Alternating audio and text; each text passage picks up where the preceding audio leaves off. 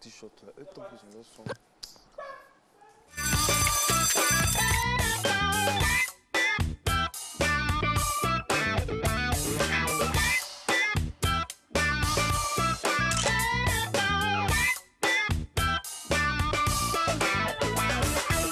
Bonjour à tous, bonjour à toutes. Merci d'être en notre compagnie pour ce dernier rendez-vous de la semaine de Matin Bonheur. Abidjan vous dit bonjour, Abidjan vous salue en ce vendredi 11 mai 2018. Vous savez que chaque fois qu'on a le 11 mai, on a honnêtement une pensée spéciale pour cette icône tutélaire, ce masque tutélaire de la musique internationale et reggae en particulier, Mr. Robert Nesta Marley. C'est aujourd'hui son mémorial. Comment ça va, Nessie? Ça va très bien, Marco. Effectivement, c'est un homme qui a marqué sa génération, qui a marqué son pays, qui a marqué toute l'humanité. Mais qu'est-ce qu'il nous a laissé comme héritage? On aura l'occasion d'en parler aujourd'hui avec nos différents invités. Ils sont ancrés dans le domaine du rastafarisme, du reggae. Ils vont nous donner de plus amples informations sur l'héritage que Bob Marley a laissé à cette génération et aux générations qui arrivent. Et après, à côté de tout cela, Marco, on a également astuces et conseils dans lequel, bien sûr, on découvrira une nouvelle astuce qui nous permettra de faciliter notre quotidien.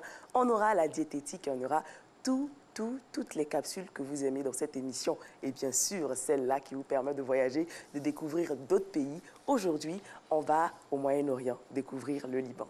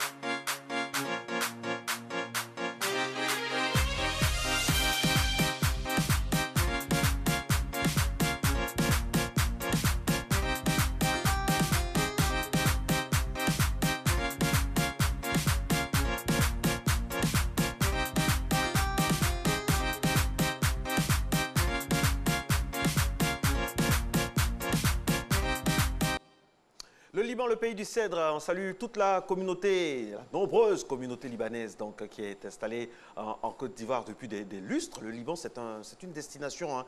Il y a des ruines, il y a des traces de la guerre, mais transformées en site touristique. Vous allez à Saïda, il y a des endroits magnifiques au Liban. Et puis la nourriture libanaise, on ne le dira jamais assez, qui est très bonne ici. Vous savez quelque chose. Vous aimez manger, Marco. Oui, et quand on aime manger, il faut pouvoir évacuer. Oui, mais avant d'évacuer, on a le temps. Oui, il faut évacuer en faisant beaucoup de choses. Oui, mais on ne va pas aller tout de suite. Je vais vous faire écouter quelque chose. Ça, c'est ma chanson préférée de Bob Marley. Christelle Akoussa aime la chanson aussi. Vous allez me donner le titre. D'accord. On salue tous ceux qui sont des aficionados de Bob Marley. Ça, c'est quoi le titre, ça? Allons-y d'abord. Pardon? Allons-y. Get up. Elle dit get up. Non. Écoutez, écoutez les paroles, c'est magnifique. Il s'appelle Robert Nesta Marley, c'est une fierté musicale. Et aujourd'hui, cet artiste sera célébré.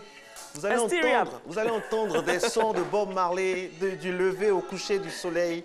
Partout, il y aura des manifestations spontanées. On salue tous ces artistes reggae. Beaucoup de fumée aussi. Je ne vous permets pas, s'il vous plaît, parce que c'est une philosophie. Les sons à côté, tout ce qui peut prêter à polémique. Il ne faut pas enfumer le message, comme dit Alpha Blondy. On va recevoir Mr. Kajim et Mr. Fadaldé. On va parler également du côté engagé du reggae. Cet engagement-là qu'on retrouve dans ces deux artistes que nous allons recevoir dans quelques instants seulement, du moins si vous nous restez fidèles tout au long de cette émission qui se poursuit maintenant, mademoiselle, avec... Avec la gym.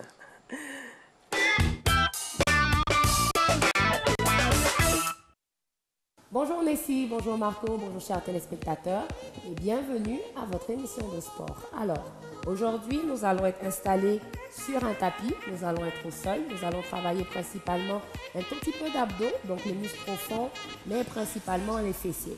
Alors, si vous êtes prêts, on va commencer tout de suite. On va s'allonger sur le tapis, on va garder les jambes ensemble, on va s'allonger. Donc déjà dans cette position, vous allez sentir les muscles à l'intérieur de la jambe qui tirent et c'est normal. On va emmener les bras sur le côté et l'objectif va être de monter le bassin le plus haut possible et de redescendre. Donc en montant le bassin, on veut rentrer le nombril, écraser le bas du dos, on garde la contraction et on redescend. Encore, on y va pour 3, on expire en montant et on revient. On y va pour 4, on expire en montant, on pousse et on revient. On part pour 5, on expire en montant, hop, et on revient. 6, on monte. On y va pour 7 avec vos mains, pensez à pousser dans le sol. Ça va vous aider à ne pas forcer avec tout le corps. Il nous en reste 2 autres. Expire, on monte. Et une petite dernière. Expire, on monte. Et on revient. Excellent. On va ramener les pieds à plat. On va garder les jambes écartées à la largeur des épaules. Même mouvement, les mains à plat et on y va. On monte, on bascule le bassin, on monte. Hop. Et on revient. Encore une deuxième. On monte. Et on revient. Super important de garder les jambes alignées avec les épaules. Expire. 3. Et on redescend. On y va tout de suite. On monte. 4. Et on revient. On remonte. 5. 5 derrière. 6. On redescend. On y va pour 7. On revient. On y va pour 8. 2 autres. Une petite dernière, 10. Excellent. On revient au sol, on va croiser jambe droite sur jambe gauche et on va partir bascule de bassin à une jambe et c'est parti. On en fait 6, 1 et on redescend. On repart tout de suite. 2, on descend, on repart. 3, on descend, on repart. 4, encore 5.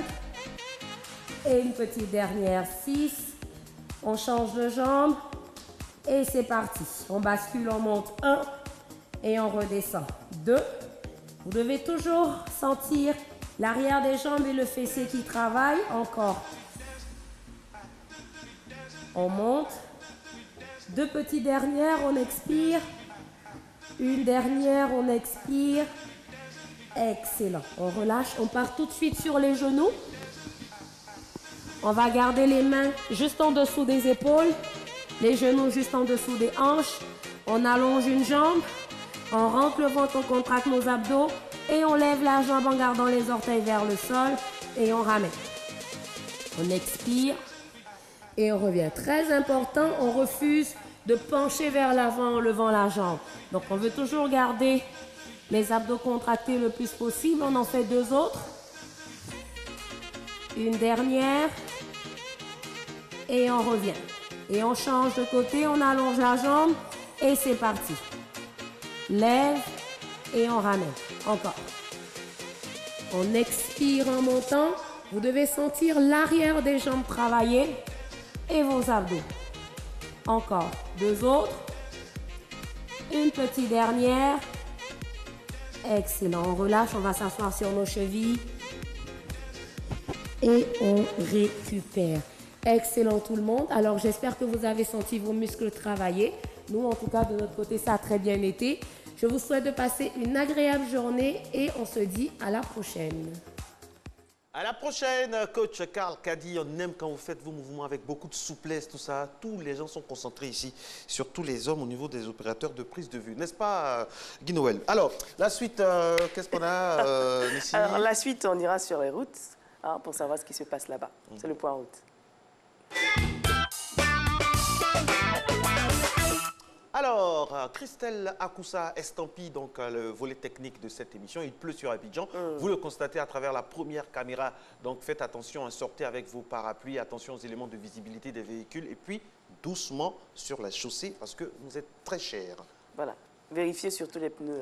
Oui, les pneus. Il faut mettre des pneus neufs.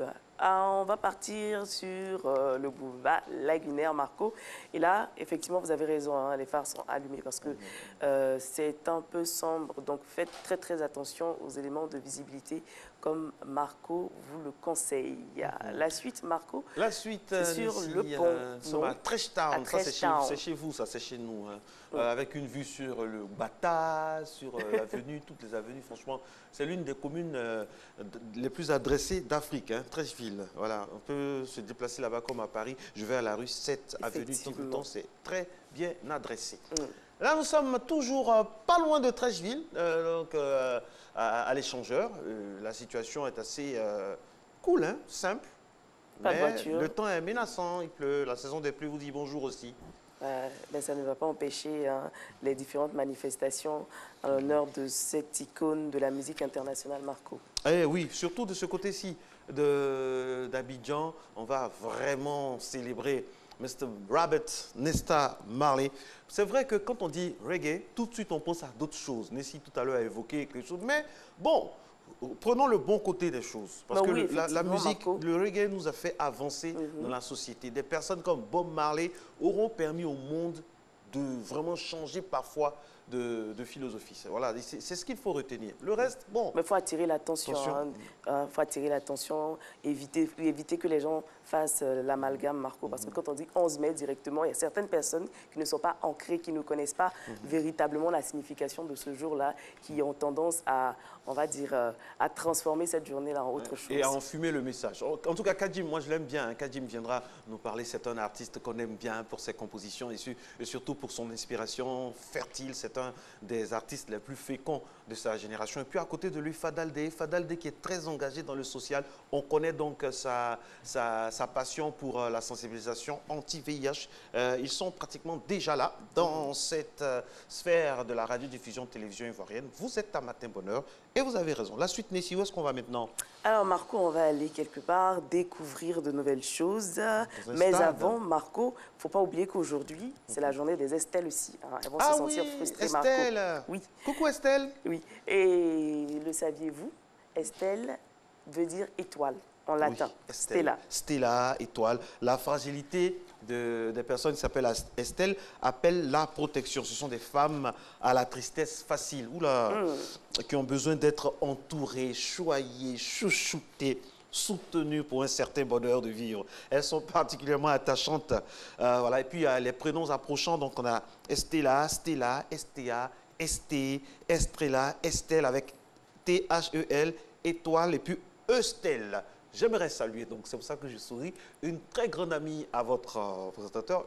Désolé d'être subjectif. Estelle Comelan, s'il nous regarde donc du côté d'un grand hôtel de la place où elle officie, donc Estelle. Je la retrouve totalement dans ce prénom. On lui fait un gros bisou et une bonne fête à elle. Alors, vous savez jouer au football? Non. On m'a dit que vous étiez en pole position pour un poste d'attaquante de poche de l'équipe féminine de la RTI. Marco, oui, ils vont nous laminer. On m'a dit ça, vous jouez plus au football. Vous avez deux pieds gauche, enfin, Tout ce que je sais faire, c'est de regarder. De regarder, et puis on va regarder comment se rythme, comment se concocte le cahier des charges d'un stade de football. Regardez. Un stade qui accueille des matchs du mondial n'est pas construit au hasard. Un document de 225 pages de la FIFA en précise les moindres détails techniques. D'une capacité idéale de 80 000 places, le stade est orienté nord-sud afin d'éviter l'éblouissement des joueurs, des spectateurs et des caméras. Il comprend 4 secteurs distincts ayant leur propre entrée afin de ne pas entraver le flux des spectateurs. Une forme de toit transparent à 4 pentes est recommandée pour protéger des intempéries. Les dimensions du terrain, 105 sur 68 mètres, plus les aires de service, soit 125 sur 85 mètres. Le terrain de jeu parfaitement lisse et plan est revêtu de gazon en parfait état. Systèmes d'arrosage automatique escamotables, de chauffage souterrain ou de drainage sont envisagés selon les conditions météo. 2 bandes remplaçantes d'au moins 23 personnes, installées au niveau du sol de part et d'autre de la ligne médiane, sont protégées de coques transparentes. La zone des équipes située en tribune principale a un accès interne privé de 200 mètres carrés au minimum chacune.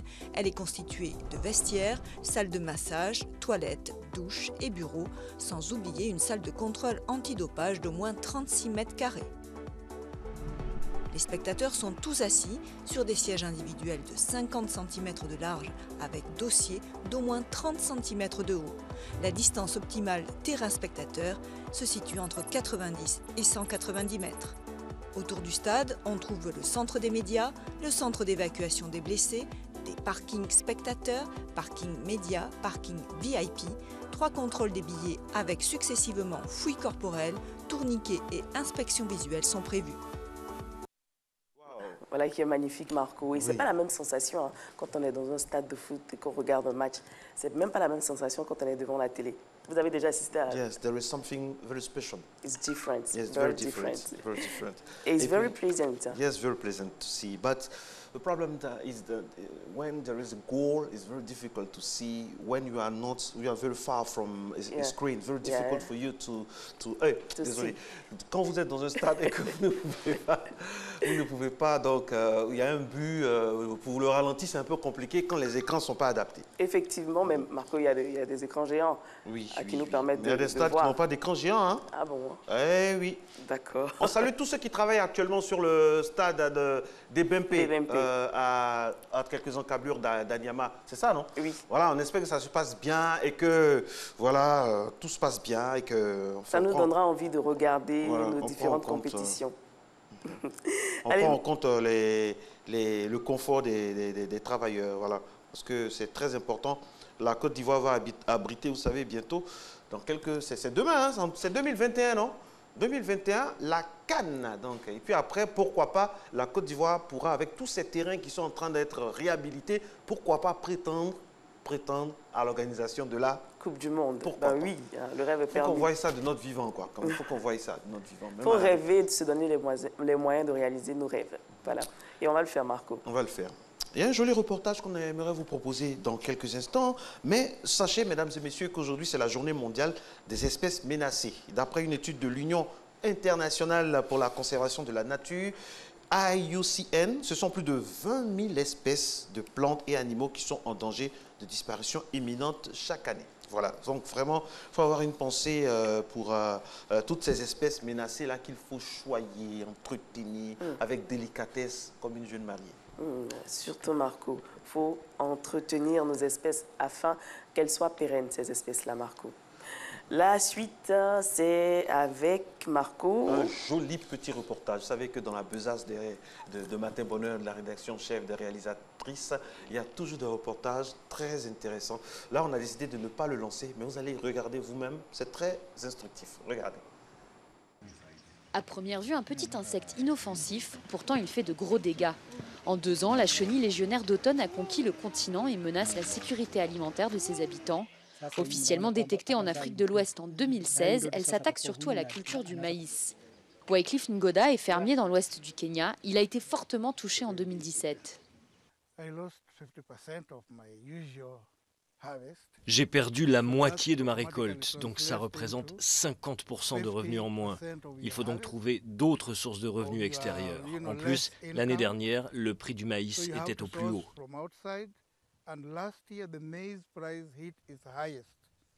Plus de 200 millions de fermiers et leurs proches dépendent financièrement de la culture du maïs sur le continent, d'où l'inquiétude des scientifiques. C'est l'un des ravageurs de cultures les plus meurtriers au monde. Il a la capacité d'attaquer différentes cultures, mais le maïs est ce qu'il préfère. Et le maïs étant l'aliment de base de l'Afrique, il y a une vraie menace de sécurité alimentaire. La chenille légionnaire en état de larve se niche dans la végétation entourant l'épi. Sa durée de vie est relativement courte, 1 mois et demi, mais durant ces 2 dernières semaines, elle se transforme en papillon et peut parcourir jusqu'à 100 km en une seule nuit. Pour riposter, il existe plusieurs solutions dont les pesticides, mais il faut en changer régulièrement car la chenille crée des résistances. Certains utilisent des détergents domestiques ou encore d'autres méthodes plus artisanales. L'année dernière, ils ont utilisé des cendres et ça a fonctionné pour certains. D'autres mettent de la terre dans l'entonnoir de la culture et cela a fonctionné pour certains d'entre eux. Parce que je pense que ça suffoque, ça étouffe l'insecte. Faute de solution miracle pour éradiquer la chenille, les chercheurs préconisent des semailles précoces et de passer en mode culture alternée pour augmenter les rendements et compenser ainsi les pertes. Voilà Marco, vous savez, les chercheurs qui cherchent, on en trouve. Donc ils vont forcément les chercheurs qui trouvent. Oh, non, cherche, ils trouvent. Ah, donc ils vont forcément trouver des solutions afin de régler ces problèmes-là, sinon ça sera chaud. Hein. Ah oui, surtout le maïs qui sous-tend beaucoup de foyers au niveau de la nourriture en Afrique. Si c'est menacé, c'est pas bon. Mais on fait confiance à toutes nos têtes chercheuses afin de trouver des solutions idoines pour soutenir un tant soit peu toutes ces hantises-là qui rythment la population. Alors, c'est le week-end, vous allez sortir, on vous propose beaucoup de choses. Il y a tellement de manifestations en Côte d'Ivoire actuellement pour bien s'amuser, pour passer un bon week-end. Par exemple, il y a le LA Festival, c'est du côté d'Adiaké, c'est la clôture demain. Vous pouvez faire un tour à Adiaké, c'est magnifique. Il y a Sini pas loin, il y a Boisseau, et puis surtout que c'est un pays à Nid, donc voilà, c'est bien où c'est bien accueilli de façon glamour. Voilà, comme on sait recevoir donc un pays à Nid. Donc LA Festival, c'est une belle initiative d'un des cadres de la région. Il s'appelle, en plus, c'est le directeur du port autonome d'Abidjan. Ah, et ça brasse du monde, les gens viennent. Nous, on sera là-bas avec Nessie, on va aller faire la fête là-bas, profiter donc pour bien manger, tout ça, ça sera bien. Et si chaque cadre pouvait organiser ce genre d'événements dans leur localité, ça permettra aux différentes localités de se faire connaître. Absolument, c'est ça le but, faire connaître la région. C'est-à-dire le but, c'est pas de réussir, comme le disait Raoul Follereau, nul n'a le droit d'être heureux tout seul. Il faut faire profiter de cette chance qu'on a peut-être de notre position de la société pour vraiment organiser des choses, laisser des traces. Ça, c'est très, très important. Au-delà des discours, il faut laisser des traces. Et honnêtement, sans connaître la personne, nous, on aimerait féliciter monsieur Ien, qui est du maire d'Adiaké, et toute son équipe qui abattent un travail magnifique et qui égaye les populations. Il y a des artistes que des gens de là-bas n'oseraient jamais voir, par exemple, mais qui viennent, il y a une ambiance, et ça, c'est top, quoi. Il y a eu beaucoup de manifestations, on sort du FEMUA, du FIA, on est dans le FIA toujours. On est dans le FIA. Le CITA, tout ça. Abidjan bouge, et c'est ce qu'il faut retenir. C'est très intéressant. Et surtout Marco. Et également Marco, pour accompagner cet Abidjan qui bouge là, il faudrait connaître également des petites astuces afin de rendre agréable notre quotidien. Et on a une rubrique ici qui vous donne des informations très très importantes. Donc notez bien qu'est-ce qu'il vous faut pour faire une lingette naturelle. Ça sera bien sûr dans astuces et conseils. Aujourd'hui, dans la rubrique Astuces et conseils, nous apprendrons à faire ensemble des lingettes désinfectantes qui serviront à nettoyer certains endroits de la maison. Dans un bocal à fermeture, mélangez 200 ml de jus de citron pur, «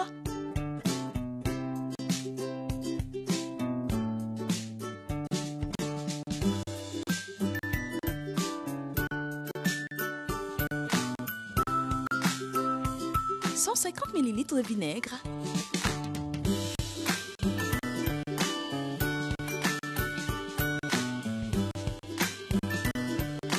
100 ml d'eau,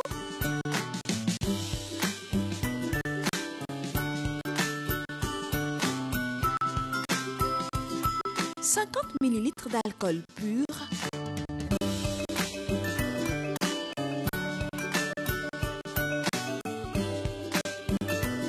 une cuillère à soupe de bicarbonate de soude,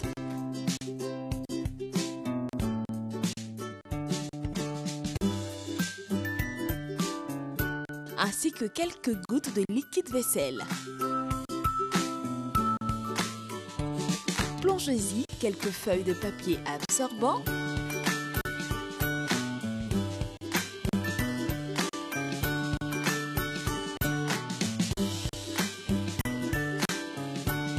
Fermez et laissez-les imbiber dans le mélange.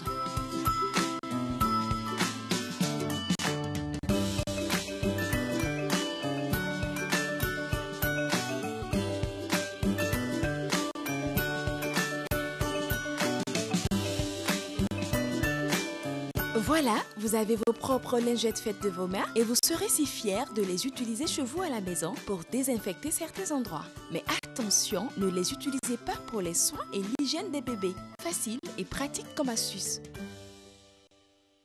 C'est appétissant et puis c'est utile, c'est bon ça, c'est bon, ça aide. Hein. Vous avez tellement mangé que là... Non, le mot appétissant, c'est que ça donne envie de faire ça chez soi. Bah ouais. C'est pour ça que je dis, mais sinon j'aime manger. Je sais que vous pensez à la nourriture aussi. Ah oui, ouais, vous savez que j'aime manger, j'aime les bonnes choses, les plaisirs simples de la vie. Et attention mesdames et messieurs, il n'y a pas qu'à Abidjan que ça bouge aussi du côté de la Croisette, en France. C'est le festival de Cannes en ce moment. Yeah, c'est le festival de Cannes en ce moment. Il y a des personnes très très chanceuses qui se retrouvent là-bas, hein, notamment Nadiani Diarra à qui on fait un coucou. Lynn Jabert également qui est là-bas.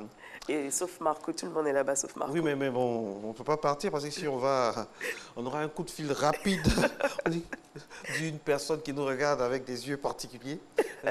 Allô, tu fais quoi là-bas? Coucou à la rédactrice en chef, Kadi Fatiga, qui ne rate aucune miette de l'émission. Alors, le Festival de Cannes, c'est quelque chose de magnifique. On espère faire un matin bonheur de la saison, de la même période là-bas en direct. Pourquoi pas? Monsieur le directeur général est capable de faire ça pour nous parce qu'il veut donner, vous le savez, de l'ambition à cette chaîne et à tout le groupe RTI. Donc, pourquoi pas un jour voilà, au Festival de Cannes pour faire un direct? Pourquoi pas? C'est possible, c'est possible, il faut croire, il faut croire. Mais en attendant, déjà, essayons de découvrir comment se passe la conception d'un film. C'est parti. Faire un film, c'est faire preuve de talent, d'esprit d'équipe et de beaucoup de patience. Au départ, une idée originale qui a germé dans la tête du réalisateur, celle d'un producteur ou d'un scénariste ou dans un livre. Une fois l'intrigue choisie, le scénario est élaboré. C'est ici que le producteur entre en scène. Avec son équipe, sa mission est de mener à bien la fabrication du film. Il faut d'abord évaluer le budget du film. Le directeur de production tient ici le rôle principal. Il doit trouver l'argent auprès des grands studios de production, des aides publiques, des chaînes de télévision ou de gentils mécènes, sans oublier les distributeurs. Le premier assistant réalisateur est chargé du dépouillement, étape essentielle pour organiser le plus précisément possible le tournage. Acteurs, accessoires, véhicules, effets spéciaux, prise de son, il est responsable des repérages des lieux de tournage. Pendant que le producteur exécutif se charge de composer l'équipe de tournage, le directeur de casting, lui, choisit les acteurs et les figurants. Enfin arrive le tournage dirigé par le réalisateur, la partie la plus spectaculaire. Une trentaine de personnes sont mobilisées. Avec l'équipe image et son chef opérateur, l'équipe son, l'équipe décor, l'équipe régie est chargée de la logistique, transport, restauration, hébergement. Une fois les plans tournés, la post-production commence. Première étape, le dérochage. C'est la sélection des plans qui vont être montés par le chef monteur. Puis le mixage, bruitage, voix off ou musique vont créer l'ambiance sonore. Enfin, les effets spéciaux. Et pour finir, l'étalonnage qui consiste à harmoniser l'ambiance à l'image sur l'ensemble du film. Une fois que réalisateurs, producteurs, diffuseurs sont d'accord sur le résultat final, le film est terminé. Sa vie peut enfin commencer. Ah, ça rappelle les cours, hein? Les cours à l'université, les cours à l'école de communication. Et certains professeurs qui nous ont martyrisés. C'est quoi votre film préféré, vous? À la poursuite du bonheur, Marco, c'est un film magnifique. Un film magnifique qui retrace le parcours de quelqu'un qui part de rien du tout, mais avec l'espoir l'espoir qu'il a nourri tout au long de cette émission, tout au long de ce film. Et à la fin, on a vu que ça a payé de façon honnête. C'est vrai qu'il y a eu des péripéties qui ont... C'est avec Will Smith. Effectivement, Will Smith et son fils. Et moi, mon film préféré, même si vous ne me demandez pas, c'est... Bien sûr que j'allais vous demander, Marco. Men of Honor, de George Tillman Jr. avec Cuba Gooding Jr. C'est l'histoire du premier scaphandrier noir de la marine américaine. C'est quelqu'un qui a souffert dans sa vie. Il a eu une jambe amputée, mais qui allait jusqu'au bout de son rêve. Et je regarde ce film qui dure 2 heures environ, tout le temps, parce qu'il n'y a rien de tel quoi, pour vous booster et pour vous donner comment on appelle, le courage d'insister. Parce que j'aime bien cette phrase-là. Exister, c'est insister.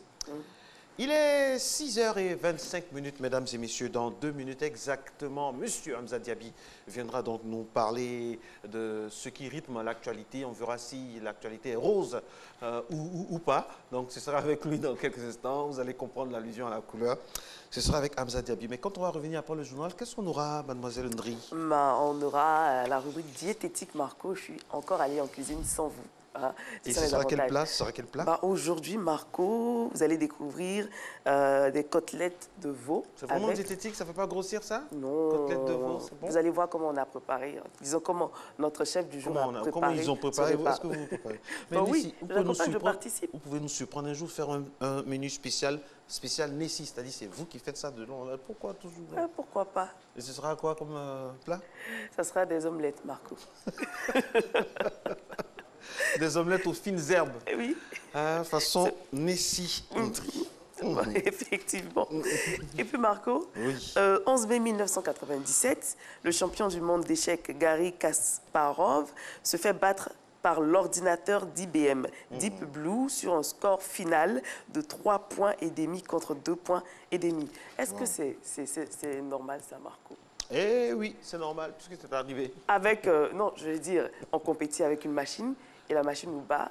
Normalement, ça ne devrait pas être validé. C'est que la base, la conception de la machine est faite de telle sorte que c'est efficace. Mais au-delà de cette victoire de la machine, c'est la victoire de l'homme, parce que c'est l'homme qui est à la base de l'efficacité de cette fameuse machine.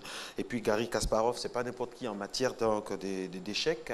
Et on va parler aussi de Garry Kasparov, du pays de Garry Kasparov. C'est la Russie, ex-Union soviétique. Le 11 mai 1989, Mikhaïl Gorbatchev annonce le retrait unilatéral de 500 ogives nucléaires tactiques. Ça y est, mesdames et messieurs, c'est officiel. Il est 6h27, météo, JT, vous êtes à Matin Bonheur. Merci d'y être.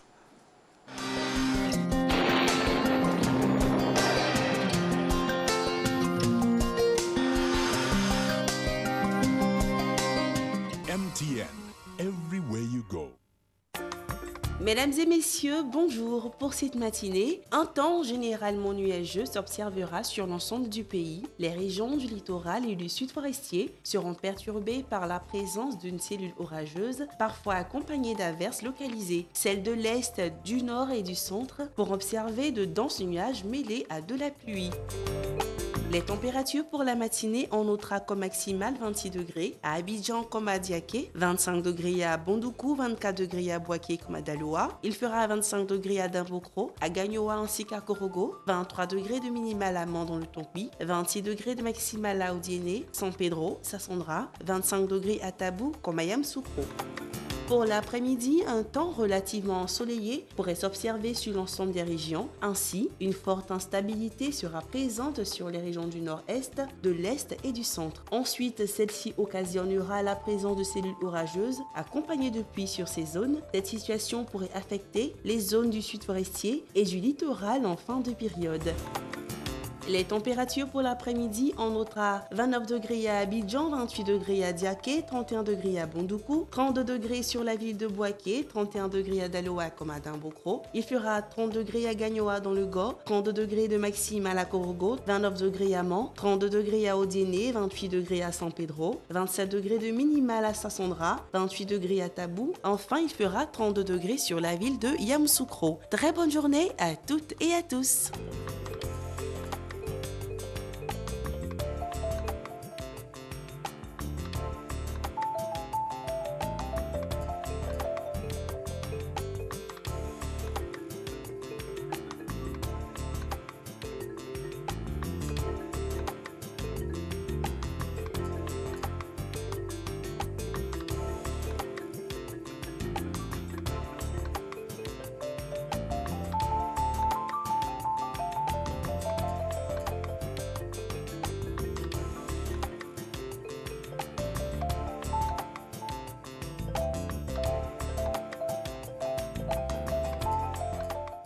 MTN, everywhere you go.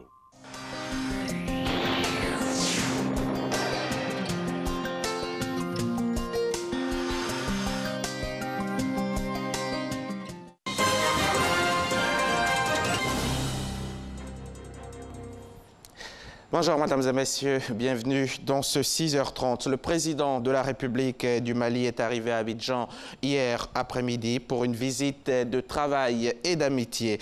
Ibrahim Boubacar Keïta a été accueilli par le président Alassane Ouattara, puis les deux chefs d'État ont eu droit aux honneurs militaires. Plusieurs ressortissants maliens vivant en Côte d'Ivoire sont sortis pour accueillir leur président. Abou Sanogo. C'est sa deuxième visite en terre ivoirienne depuis son accession à la tête de la République du Mali. Pour cette visite officielle, Ibrahim Boubacar Keïta est arrivé à Abidjan ce jeudi après-midi sous le coup de 15h30. Au bas de l'échelle de coupé pour l'accueillir, le président de la République de Côte d'Ivoire, Alassane Ouattara. Puis les deux chefs d'État iront s'incliner devant leurs drapeaux respectifs pour l'exécution des hymnes nationaux.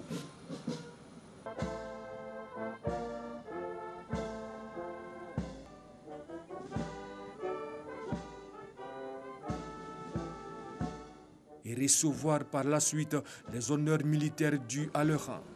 Honneurs rendus par le drapeau de l'État et sa garde. 2 pelotons de l'école de gendarmerie d'Abidjan et 3 sections de la garde républicaine aux ordres du lieutenant-colonel Yeo Brahima. Après quoi, les deux chefs d'État sont allés à la rencontre de leurs ressortissants dans une grande ambiance. Pour l'occasion, la communauté malienne est sortie en grand nombre.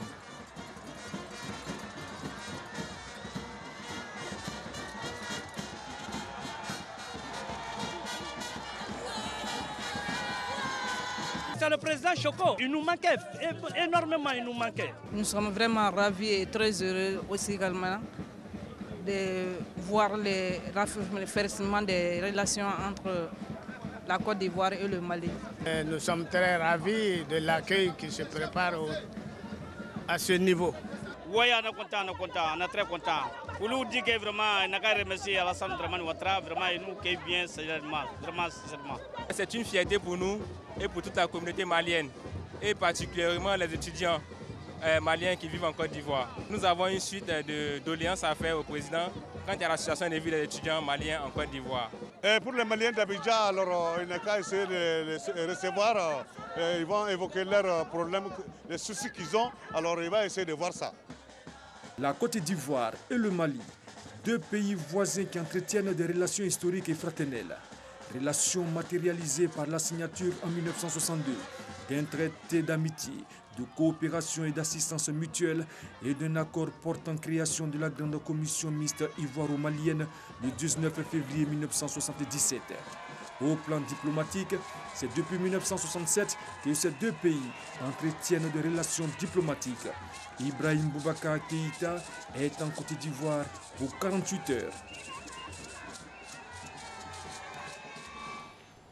La délégation de l'Union européenne et les ambassades des États membres de l'Union européenne accrédités en Côte d'Ivoire ont organisé la journée de l'Europe qui commémore la déclaration de Robert Schuman, déclaration délivrée donc le 9 mai 1950. Une occasion pour la délégation de l'Union européenne de réaffirmer avec l'ensemble des États membres de cette institution l'excellence de leur coopération avec la Côte d'Ivoire. L'événement a été célébré en présence du vice-président de la République, Daniel Cablon-Duncan. C'est ce que nous dit Abou Sanogo.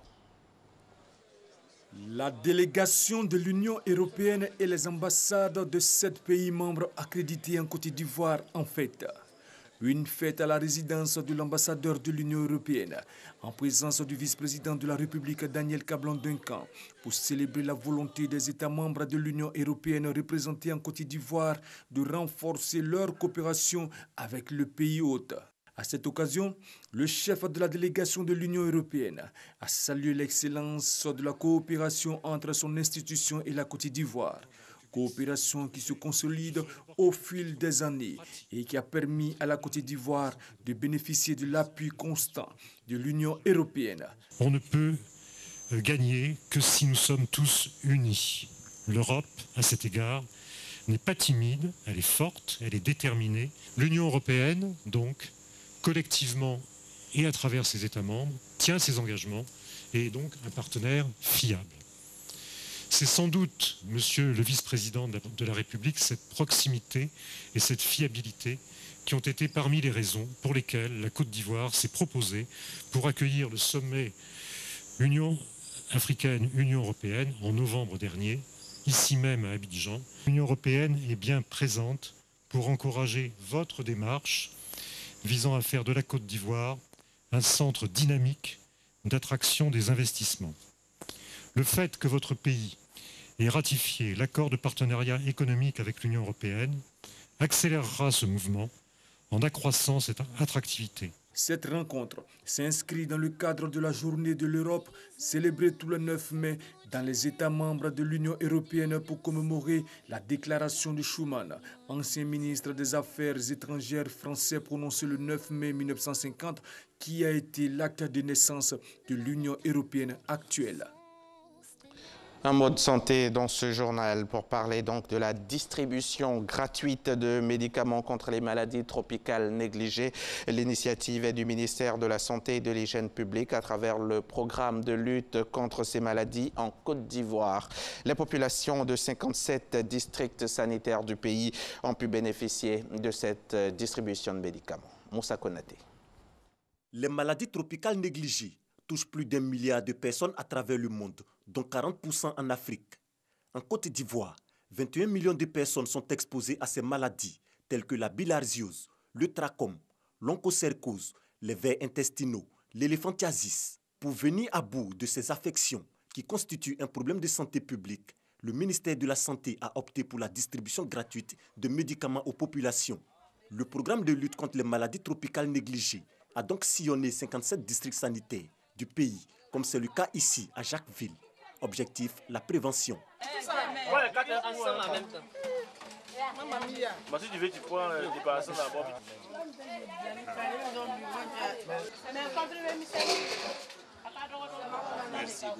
Le coordonnateur du programme de lutte contre les maladies tropicales négligées explique l'importance de la prise de ces médicaments.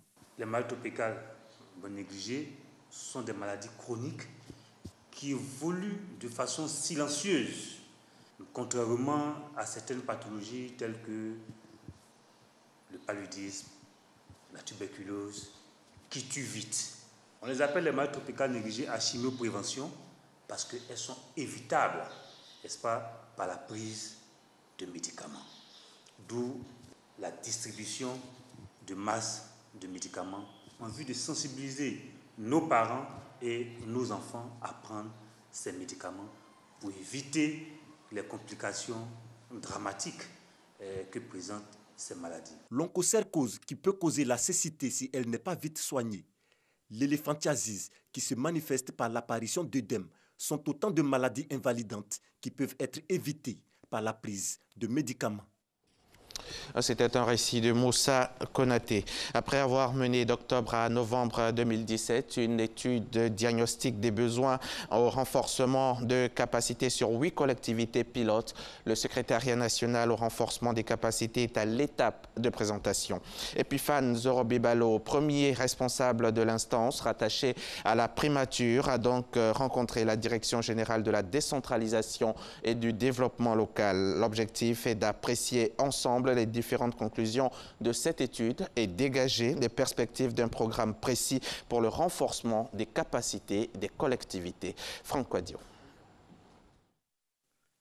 Les domaines de compétences transférés par l'État, la mise en œuvre du PND 2016 à 2020, l'accroissement des ressources et la politique de développement environnemental, c'est en substance le contenu de l'évaluation menée d'octobre à décembre 2017 par le secrétariat national au renforcement des capacités auprès de 8 collectivités pilotes, une mission d'évaluation dont les résultats ont été présentés à la Direction générale du développement local. Nous avons depuis 2013, nous avons de nouvelles entités que sont les régions. Les dispositifs légaux ne sont pas toujours adaptés à cette nouvelle configuration. Donc il faut adapter, il faut donc réformer l'ensemble du dispositif législatif et réglementaire. Et l'autre aspect important, c'est les capacités humaines. Vous savez que la plupart des élus locaux sont avant tout des acteurs politiques. de ces acteurs politiques, il faut en faire des acteurs de développement et un développement qui soit inclusif, qui soit participatif. Donc c'est, disons, les grandes lignes de la conclusion de l'étude diagnostique. Une étude qui révèle aussi que sur 16 domaines de compétences transférés par l'État, seuls 5 sont vraiment mis en œuvre par les collectivités. Ce sont la santé, l'éducation, la communication, l'assainissement et la salubrité. Certains, comme l'aménagement du territoire et la promotion de la famille et la jeunesse, étant négligés, sans oublier l'absence de plans locaux de développement. La rencontre a donc été pour les experts de la décentralisation d'apprécier les résultats pour une meilleure mise en œuvre. Et au moment où la Côte d'Ivoire s'apprête à vivre des élections locales, avant le 31 décembre 2018, il était nécessaire, en collaboration avec le Secrétariat national renforcement de capacité, bien que cette étude soit menée en vue de déceler les dysfonctionnements et voir un peu là où il faut apporter des améliorations. Prochaine étape, rencontrer les fêtières, les mairies, l'UVICOSI et les régions, la RDCI, avant la validation par la tutelle, la primature. La démarche a pour toutes les parties prenantes consacré l'année 2018 à la formulation du programme avant de passer de façon plus aisée à la mise en œuvre effective du programme de renforcement des capacités des collectivités territoriales. Au Kenya, le bilan est lourd suite à la rupture du barrage privé Patel hier mercredi soir. Donc, l'essence déversée des eaux boueuses. Il est situé dans la commune de Solai, près de la ville de Nakuru, à quelques 200 km environ au nord-ouest de Nairobi. Les services gouvernementaux font état d'au moins 41 morts. Les dégâts sont très lourds. D'après une estimation de la Croix-Rouge kenyane, quelques 500 familles ont été affectées par la catastrophe. Et puis, c'est le 12 juin à Singapour qu'aura lieu le sommet entre Kim Jong-un et Donald Trump. Le président américain l'a annoncé quelques heures après avoir accueilli les 3 détenus libérés par la Corée du Nord à l'aéroport à Washington. C'était donc hier jeudi 10 mai 2018. C'est la fin de ce journal. Merci de l'avoir suivi. Bonne suite des programmes sur notre chaîne. Merci Hamza. Merci beaucoup. Très bonne journée. Merci, à bientôt. À bientôt. Vous avez un parapluie, j'espère, parce qu'il pleut fort dehors. Hein. Oui, j'en ai, même si je n'aurai pas à l'utiliser d'ici jusqu'au soir. Jusqu'au soir, parce que vous êtes à la télé jusqu'au soir. Bien sûr. Merci beaucoup pour tous ces services rendus à la nation. La nation vous en sera gré. La suite, Nessie. Alors la suite, Marco, c'est en cuisine, je vous l'ai dit. Hein. On a un nouveau chef et avec notre chef Marco, on vous propose du couscous. Chef Marco? Moi, je ne sais pas cuisiner du tout. Hein. C'est de moi que vous parlez?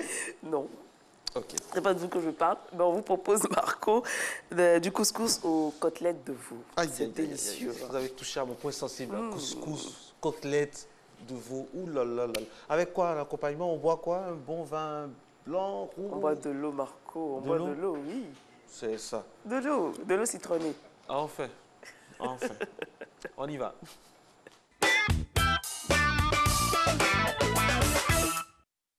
Votre chronique diététique part au Maroc récupérer un mets spécial marocain, il s'agit du couscous, mais vous le refaire à la sauce ivoirienne. Et celle qui s'y colle, eh ben, c'est mademoiselle Kakou Augustine, une restauratrice ivoirienne. Bonjour. Bonjour Letty. Vous allez bien? Je vais bien. Donc aujourd'hui, vous nous proposez la soupe aux côtelettes accompagnée de couscous. Oui, oui. Alors, qu'est-ce qu'il nous faut pour faire ce plat diététique? Il nous faut la viande de veau, du couscous, du poivron, de l'ail, de laurier, de la courgette et des feuilles d'oignons. Et surtout, carottes, des aubergines violettes, des oignons, la pâte de tomates, du piment, du persil, la courgette, chou, du sel, du poivre, du piment poudre. Super. Alors, on va commencer par quoi? On va commencer par la viande de veau. D'accord, on va...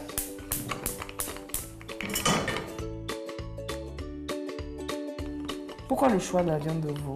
Une viande qui n'est pas grasse. Tout le monde peut manger. Tout le monde peut manger. Et puis on trouve partout sur le marché. Voilà. Donc après, on ajoute quoi? Après, je prends les oignons. On a pris la peine de découper tous les ingrédients pour que ça passe vite. Voilà. La suite, je prends la tomate pâte. Je le mets là-dedans.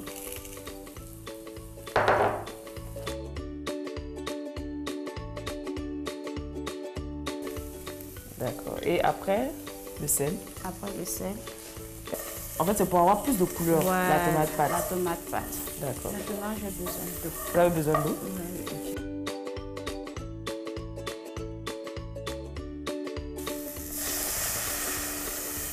Oui. Déjà, l'odeur commence à remonter par ici. La suite. La suite, c'est avec? Avec du poivre. Il faut noter que vous n'utilisez pas de cube d'assaisonnement. Non, non, parce que, bon, vraiment... Vous voulez permettre à tout le monde de manger? Oui, tout le monde peut manger parce qu'il y a trop de maladies et puis, cube, c'est pas tout le monde qui consomme. D'accord. Voilà. La suite, je prends du piment, juste pour donner un peu de goût du piment. D'accord. Voilà. Je mets du chaud.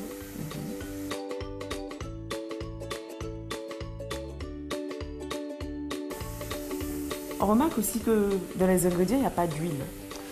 Oui. Vous avez décidé de diminuer la consommation de gras. De gras. Je viens de mettre la ciboulettes. Je mets feuille de laurier. Ça, c'est pour l'odeur? L'odeur. D'accord. Une soupe de légumes sans huile pour permettre à tout le monde de pouvoir consommer, ceux qui ne consomment pas de gras. Voilà. Et pas de jus aussi. D'accord. Là, c'est bon? Oui, ça va. On referme ou on laisse? On ferme. On referme. On diminue? Oui, oui. Et combien de temps pour la cuisson? 10 à 15 minutes. C'est rapide. C'est rapide. Et maintenant que notre soupe est au feu, et qu'est-ce qu'on fait? On va passer à préparation du couscous. Du couscous. Et comment ça se fait? Ça se fait à la vapeur? Non, et vous avez une technique particulière? Oui, une technique particulière, c'est-à-dire que je chauffe de l'eau. Quand l'eau est bien bouillante, je renverse sur le couscous et puis je laisse le temps de monter à la vapeur. Et puis bon, faire le mélange. C'est rapide. C'est rapide. Pas besoin de faire. Non, non, non. Pas besoin d'avoir une couscoussière. Non. Ça prend pas du temps. C'est ce que j'ai l'habitude de faire. Ok.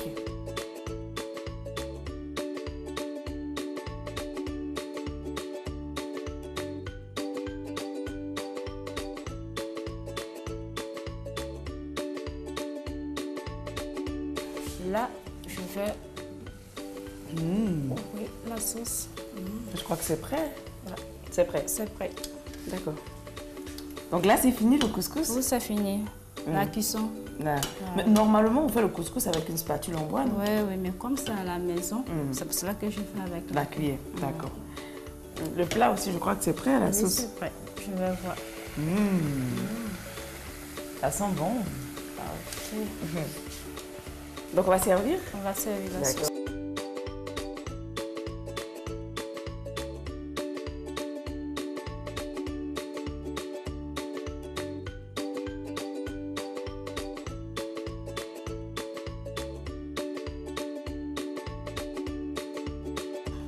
C'est bon? C'est bon. Ah, super. Ça sent déjà très très bon. Voilà, notre couscous à la côte de veau est prêt.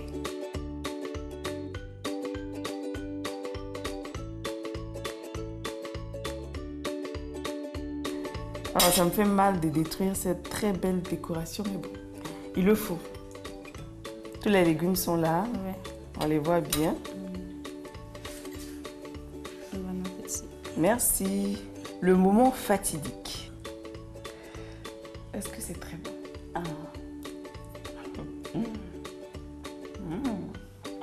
Quand même.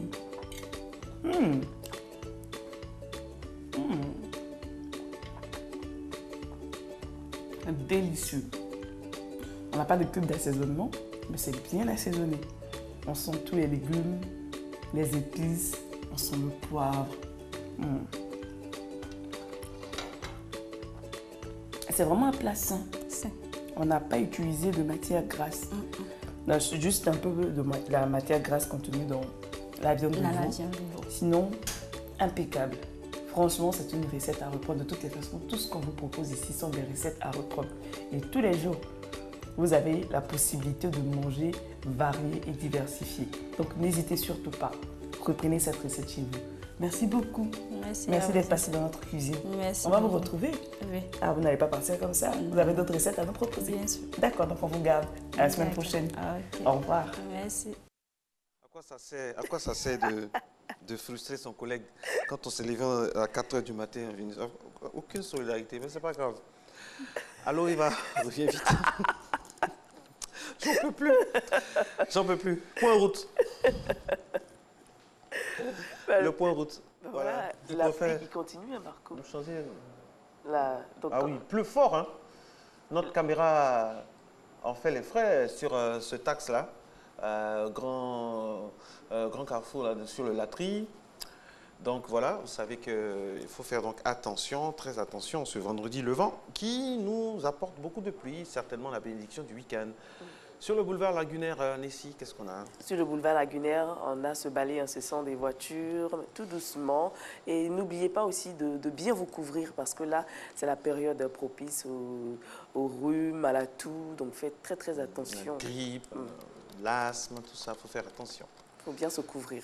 Troisième tronçon, Trèche Town, la commune cosmopolite. Voilà. Ça va. Tout doucement. Voilà. C'est pas encore le grand trafic, c'est pas encore le fameux go-slow, mais ça va. À partir de 8 h, ça sera beaucoup plus compliqué. Donc la suite, c'est sur l'échangeur Marco. L'échangeur qui est timidement fréquenté, bon, on le sait à ces heures-là, ce tronçon n'est pas très prisé par les Abidjanais. Voilà. Merci pour le couscous, Nessie. Bah oui. C'est que vendredi, vous savez que chaque vendredi, hein, notre réalisatrice qui aime beaucoup le Maroc, qui va souvent pour ses vacances d'été ou d'hiver, c'est selon, me dit que le vendredi au Maroc, c'est couscous. C'est couscous. C'est la tradition. Et on est tombé pile poil là-dedans avec votre recette vraiment qu'on a dégustée de loin et toujours à contre-cœur. La suite, on va où maintenant? Marco, on va en Jamaïque redécouvrir une icône. Quelqu'un qui a marqué sa génération et plusieurs générations, qui continue d'influencer beaucoup de personnes. Et nous avons 2 personnes habilitées sur ce plateau pour en parler. Vous les avez déjà vus, hein? Ils sont aux couleurs du reggae. Ce sont les couleurs du reggae? On peut parler comme ça, mais généralement, c'est les couleurs éthiopiennes. D'accord.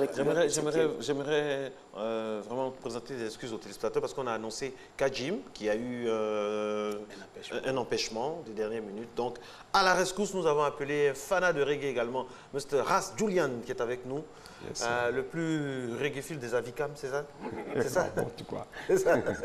on peut dire un peu comme ça. Alors, pourquoi vous dites votre c'est ça? Voilà, il va nous parler en Avicam aussi pour montrer qu'en pays Avicam, il y a... Ah bon, vous maîtrisez le reggae et l'Avicam chez vous? Sans problème. Ok. Sans problème. Messieurs, bonjour. Bonjour. Vous allez bien? Comment tu sais? Tranquille. Comment on dit bonjour en Rastafari? Comment ça se dit? Rastafari. Ah, Rastafari. Ça va bien ce vendredi? Oui. Ben, lui, il est Rasta, ben, moi je suis musulman. Ah, d'accord. Mais je le suis. Oui. Et Fadalde, Marco, lui, il est d'Odiéné. Oui, moi je suis... De Blamadougou et Barakadougou. Oui, Blamadougou, nous avons eu la chance d'avoir eu la lumière maintenant. On a été, le village a été électrifié, donc le dimanche passé, c'était la fête. Et ben, voilà, on allait s'amuser un peu, quoi. Blamadougou, Barakadougou. Marco, c'est lui, c'est sûr que lui, il peut dire un mot en sa langue maternelle. C'est quoi votre langue maternelle? Oui, c'est le Odineka. C'est le Odineka? Voilà, fait ce que la télévision chromia. Il y a un matin bonheur là. Bien 11 mai, Bob Malé t'a fait le dame dans les billes. Donc ninga boyak, no boyak wa boaka, on s'amara, on a pour le boka, donc alors, je sais que le reggae c'est l'inspiration. Bon, je vous donne un exercice là, tout de suite. La lumière à Blamadougou et à Barakadougou, ça vous inspire quoi comme chanson en 2 minutes là? Fadalde, vous allez voir que c'est un vrai compositeur. On y va. Let's go. Blamadougou, Kourananak, Blamadougou, Ayamogofo. Yes, man. Blamadougou, Kouranana, Blamadougou, Dame Alaye, Rastafari. Alors, j'espère que donc c'est ici à la lumière, c'est qu'on nous regarde de Blamadougou. Voilà, votre fils est sur ce plateau. C'est l'une de vos fiertés. Tout ça, il s'appelle Fadalde avec Ras Julian. Nous allons parler aujourd'hui, bien sûr, de Bob Marley. Quel héritage? Mais vous savez, il y a une tradition ici. Quand on vient, on s'assoit. Merci. On vous présente et on regarde la thématique. Regardez.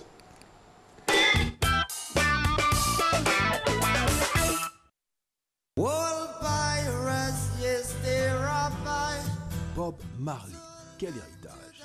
Il y a 37 ans, s'éteignait une idole du reggae, Bob Marley. Mort trop jeune à l'âge de 36 ans, Bob a tout de même laissé derrière lui bon nombre de musiques cultes prônant la paix et l'amour. Aujourd'hui encore, son héritage perdure et ses fans sont de plus en plus nombreux. Jah Rastafari, Air Night Peace and Love. Aujourd'hui 11 mai, jour du décès de Bob Marley, qui est pour nous le dernier messie. Il est en notre devoir en tant que Rastafariste de commémorer cette date qui est très importante pour nous. Bob Marley était un grand pacificateur, un grand messie qui restera toujours gravé dans les mémoires et pour moi personnellement, c'est un idole et c'est toute une source d'inspiration, de force, d'enthousiasme, de plein de bonnes vibes, quoi. Bob Marley, il chantait, on disait il chantait qu'il était un fou. C'était un fou à Jamaïque là-bas. Et à la fin des comptes, le monde a découvert que tout ce qu'il disait là, c'était la vérité.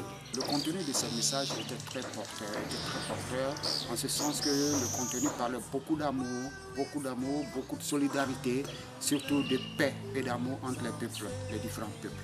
Voilà. Donc quand je prends le morceau le plus marquant chez moi, ça a été Natural Mystic. Natural Mystic qui est très profond, qui est très expressif. Quand on le lit, quand on sait le comprendre.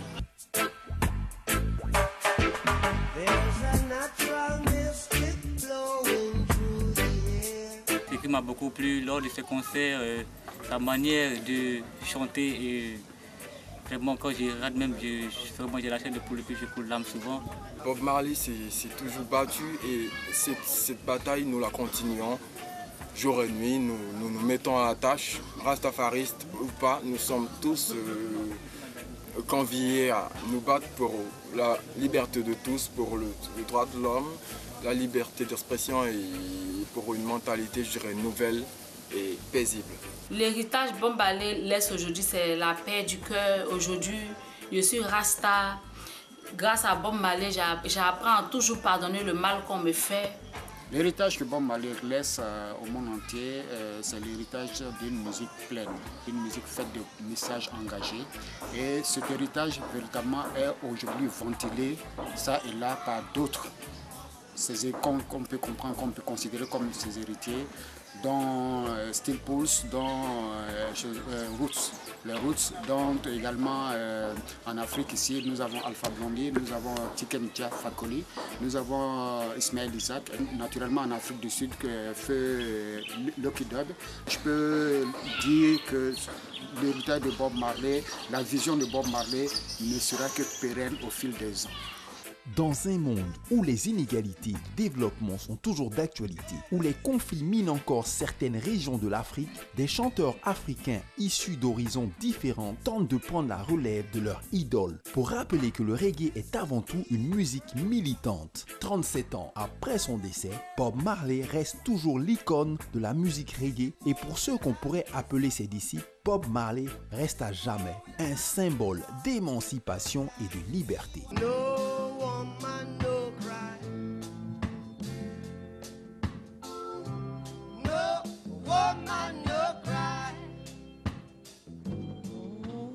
Voilà, un grand symbole qui a influencé beaucoup de personnes, notamment nos invités sur ce plateau, Fadaldé. C'est grâce à Bob Marley que vous avez décidé de faire de la musique reggae? Je dirais un peu oui, parce qu'on était encore très jeunes quand on était sur les bancs. On écoutait Bob Marley sans savoir ce qu'il disait parce qu'il chantait en anglais. Ici, c'est un pays francophone. Mais je peux dire, celui-là même qui a fait le type dans ma tête, il s'appelle Alpha Blondy. Parce que quand lui il est arrivé, quelque chose de malheur est bon. Voilà, parce que quand Bob Marley est décédé en 81, Alpha est arrivé dans les années 82. Donc du coup, il a essuyé les larmes de tous les adeptes de la musique reggae en chantant dans nos langues, en français d'abord, en djoula, et c'était nouveau.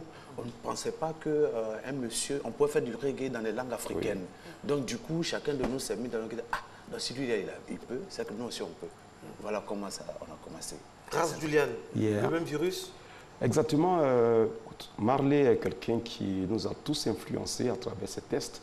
Mais comme le dit mon ami Fadaldé, évidemment, le père Blondy nous a rehaussé parce qu'on a eu la grâce de s'inspirer auprès de notre père Alpha Blondy et qui a pris toutes ces journées de pouvoir chanter dans nos langues malinguées qui sont de bonnes langues. Et ensuite, là, on a eu le vent en poupe et puis voilà, on a su faire certaines choses. Alors, il y a chaque 11 mai, moi, c'est la question que on parle de Bob Marley, puis après, on oublie ce qu'il a dit, non? Oui. Non, je pense pas qu'on oublie parce que les messages sont véhiculés dans différentes langues. Mais quand on voit l'état du monde, je veux dire, on oublie ce qu'il dit.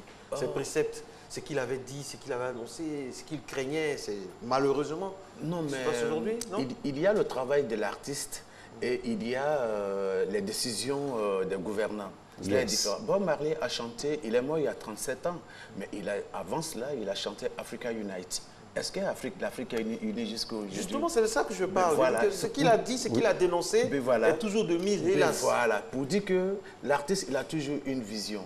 Il a sa vision. On dit même qu'il est en avance un peu sur son temps. Et Bob Marley, pour nous, c'était un prophète parce qu'il disait des choses qui arrivaient. Bob Marley a dit, par exemple, le reggae retrouvera sa terre natale, c'est-à-dire l'Afrique. Et à partir d'Alpha Blondy, de Lucky Dube et nous autres, aujourd'hui, il y a assez de faiseurs de reggae. Bon, pour dire que l'artiste, il est toujours en avance sur le temps. Il dit des choses, mais bon, sur le terrain... Est-ce que le reggae a toujours sa sève d'engagement? Est-ce que les artistes reggae aujourd'hui ont toujours cette pugnacité à dénoncer sans relâche, sans regarder en arrière? Est-ce que les artistes reggae aujourd'hui ne sont pas plus suiveurs de politiciens que dénonceurs de ce que les politiciens font de mal? Ras Julian. Bon, exactement, non. Le reggae a sa saveur jusqu'à présent. Le reggae a sa saveur intrinsèque, ça dépend de chaque individu. C'est-à-dire que l'artiste même qui arrive, ça dépend de sa position, de son éducation, de sa spiritualité en dedans et en dehors. Et donc, si réellement il est dans un angle spirituel vrai, il dira des choses jusqu'au fin fond de son âme. C'est quoi un angle spirituel vrai? Un angle spirituel vrai, c'est quoi? C'est-à-dire savoir le sacerdoce même. C'est-à-dire que être un réel spirituel. Parce que quand tu es un homme spirituellement vrai, tu t'élèves au-dessus de tout ce qui est ce système matériel, d'endoctrinement. Donc tu peux prendre ta responsabilité d'être un véritable engagé, de dire les choses sans attachement à quiconque, de dire les choses même à un leader, de dire les choses même à celui qui n'est pas un leader. Tu peux prendre sa responsabilité pour pouvoir apporter l'eau de vie pour son peuple. Maintenant, si l'artiste lui-même reggae, qui est aussi faible, mais peut être emporté par les décisions de certains gouvernements. Mais il faut dire que c'est Bob Marley qui a réussi cet exploit depuis. Parce qu'à lui, il arrivait à bouleverser l'ordre social, l'ordre politique, ce qui n'arrive pas encore à faire les reggaeman actuels. Non, les reggaeman actuels, chacun de nous y fait. Alpha fait son chemin. Est-ce qu'on écoute Tikenga a fait son chemin, Fadal fait son chemin, j'arrive et tous les frères font. Mais beaucoup de chanteurs ont dit tellement de choses, mais il appartient à nos décideurs de s'imprégner de pouvoir faire certaines choses. Maintenant, il y a certains décideurs, lorsque peut-être Fadal va dire une vérité, ils ne vont pas vouloir l'accepter, le faire passer. C'est ce qui est le problème aujourd'hui. On dit des gens pas d'Africa Unite. On dit, au lieu tu fais un test puissant, c'est difficile que vraiment même que des médias même le jouent. Mais maintenant, si on habitue au peuple à recevoir peut-être des musiques très liquides ou bien trop pervers pour ne pas nous endoctriner, cacher la vérité, mais ça va s'exposer. Sinon, des leaders comme Fadaldé, comme Kajim, d'autres frères, mais le disent quand tu écoutes les tests et tout, des maintenant de Rasgou des Blancs, c'est des choses qui se disent. Mais est-ce que c'est supporté, est-ce que c'est mis en exergue? C'est ça aujourd'hui. En tout cas, parlons d'engagement. Il faut dire la réalité. Moi, je suis fier d'avoir Fadal sur ce plateau parce que l'engagement, c'est vrai, c'est politique, mais il est avant et surtout social. Notamment dans la prévention des maladies. Il est engagé depuis des années maintenant. Tout le monde sait que c'est quelqu'un qui sensibilise beaucoup la lutte contre le VIH. Est-ce que, finalement, c'est pas ce qu'on retient, qu'on garde comme cadeau, ce côté militant là, que Bob Marley a laissé? C'est un peu ça. Mais bon, je vais rebondir rapidement sur l'autre question. Les gens doivent comprendre que être un artiste engagé, ce n'est pas forcément toujours tirer à boulet rouge sur un pouvoir. Parce que Rasta, comme l'a dit, il est mieux placé sur le plateau. C'est bien placé. Voilà. Rasta veut dire la tête. Rasta veut dire chef. Rasta veut dire leader. Rasta veut dire dirigeant. Et quand Marcus Garvey a fait sa révélation en disant au peuple, retournez, regardez vers l'Afrique, il y a un roi qui sera couronné, roi des rois, et il va délivrer son peuple. Donc le chef qui délivre son peuple, le chef qui soulève son peuple, c'est un Rasta. Voilà, donc quand c'est bon, le Rasta a le devoir de le dire. Et quand c'est pas bon, le Rasta a le devoir d'attirer l'attention du chef. C'est ça un artiste engagé. L'autre engagement qui est beaucoup social, et c'est vrai, il y a très très longtemps, je suis dans l'humanitaire. Et aujourd'hui, tout le monde le voit. J'ai même été ambassadeur de lutte contre le sida pédiatrique en Côte d'Ivoire ici. Et bon, c'est aussi ça aussi, être engagé. Ben voilà. Vous n'avez pas l'impression de ne pas vous faire entendre? Ben moi, je pense que ça va. Moi, je pense que ça va. En tant que Fadal D, déjà, je suis parrain de 18 ONG de lutte contre le sida en Afrique. Ça veut dire que le message que j'ai pas, 18 ONG africains. Voilà, je suis leur parrain. Donc, ça veut dire que le message que je passe, je suis suivi. Je suis même très suivi. Aujourd'hui, il y a une dame qui me suit actuellement dans un pays limitrophe, je ne dirai pas son nom, mais elle est venue vers moi, elle est séropositive. Et son enfant, sa fille est séropositive, elle a 16 ans. Elle ne sait pas comment dire à sa fille qu'elle est séropositive. Et elle est venue vers moi pour demander conseil. Ça veut dire que vraiment, les gens suivent ce que j'ai fait. Alors, Ras Julian, vous, votre engagement sur le terrain, concrètement, ça se traduit comment? Qu'est-ce que vous faites au quotidien pour ne pas que la flamme Rasta s'éteigne à votre niveau? Mais raison pour laquelle, en tant qu'humble ambassadeur, je soutiens. Je suis partout pour voir mes frères, mes jeunes frères, pour pouvoir les activer, les encourager, les galvaniser. Et aussi, vous voyez aussi, vous qui êtes homme de médias, pour pouvoir aussi pousser cette musique d'éducation, cette musique qui rehausse la conscience de l'insensé, cette musique qui apporte quiconque à être homme, à être joué, à être réellement boosté pour que l'Afrique, pour que la population prenne conscience de sa vie elle-même, pour qu'elle se prenne elle-même en charge. Donc, humblement, sans me prétendre que ce soit bien ce que je fais, non, j'arrive à activer partout. Voilà. Vous êtes ambassadeur? Ambassadeur des Rastas de l'État de Côte d'Ivoire pour l'Union africaine. J'ai été nommé humblement au Ghana le 17 août 2006 par les différentes organisations internationales Rasta. Et c'est quoi votre cahier de charge? Mon cahier de charge, exactement. Mon cahier de charge est de booster la musique reggae, est de booster les Rastas, est de partir voir les autorités pour pouvoir leur expliquer que les Rastas ne sont pas contre eux. Les Rastas sont là pour les charcuter, pour leur dire de faire les choses en ordre pour que le peuple puisse bénéficier. Leur dire que lorsque tu es un leader ou tu es un chef du village, tu es un ambassadeur ou un ministre, sache que tu es un serviteur du peuple. Lorsque tu ne sais pas pour nous faire du snobisme pour ton peuple, c'est d'aider ton peuple à retrouver sa clarté, à vivre mieux dans les meilleures conditions. Telle est ta mission.